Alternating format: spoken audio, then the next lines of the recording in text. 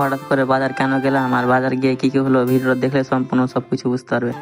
তো hello guys, welcome to my blog. তো আমরা বেরিয়েছিলাম একটু বাজার যাওয়ার উদ্দেশ্যে, কারণ বাজারে একটু দরকার ছিল ওদের, তাই। তো আমরা তিনজন বাজার যাওয়ার রাস্তা দিয়ে চলে গেছিলাম। দিয়ে যাওয়ার সময় দেখি এরা তো এখানে আড্ডা মারছে স্কুল না গিয়ে। তো আমরা যা রাস্তা খারাপ রাস্তা দিয়ে পার হলাম, আমাকে তো পুরো ঘিনিয়ে দিল।